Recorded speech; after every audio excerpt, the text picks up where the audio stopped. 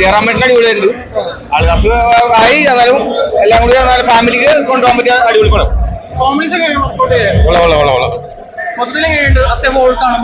എല്ലാം അടിപൊളി, ഫാമിലി ആയിട്ട് എല്ലാവർക്കും എൻജോയ് ചെയ്യാൻ പറ്റുന്ന അടിപൊളി പടം. ഈ അടുത്ത് കണ്ട കുടുംബ ചിത്രങ്ങളിൽ ഒരുവിധം നല്ല നിലവാരം പുറത്തിയ ഒരു പടമാണ്.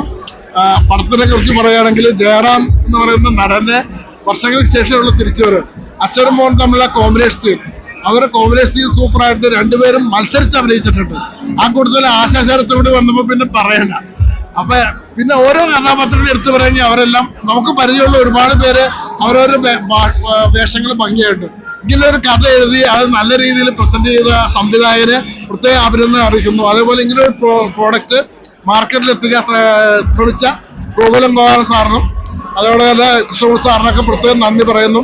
ഈ പടം എല്ലാവരും സമേതം ിക്കാനുണ്ട്. ആ പടം തുടങ്ങിക്കഴിഞ്ഞ് ലാസ്റ്റ് വരെ നല്ല ഭംഗിയായിട്ട് കൊണ്ടുപോയിട്ടുണ്ട്.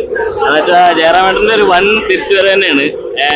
കാളിദാസ് ആണെങ്കിൽ അതിലേക്കും മെച്ചപ്പെട്ടിട്ട് അവനും വരുന്നത്. പിന്നെ ആശ ചേർത്ത് അമ്മയും മകനും അച്ഛനും പാടെ ഊത്ത് തുടച്ചു പോയി. ധൈര്യമായിട്ട് ടിക്കറ്റ് എടുത്തോ, പടം തിയേറ്ററിൽ വന്ന് മസ്റ്റ് വാച്ച്. നിങ്ങൾക്ക് പറയാനുള്ള ഒരുപാട് കാര്യങ്ങൾ, നമ്മുടെ ഫാമിലിക്ക് പറ്റിയ ഒരുപാട് പ്രശ്നങ്ങളും കാര്യങ്ങളൊക്കെ അതിൽ ഡിസ്കസ് ചെയ്യുന്നുണ്ട്.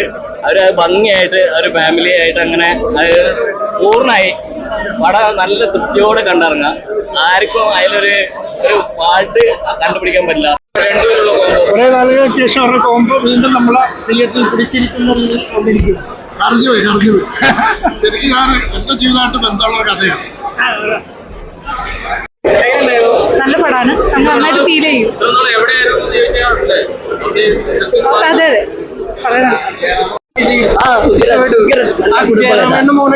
നല്ല രസം.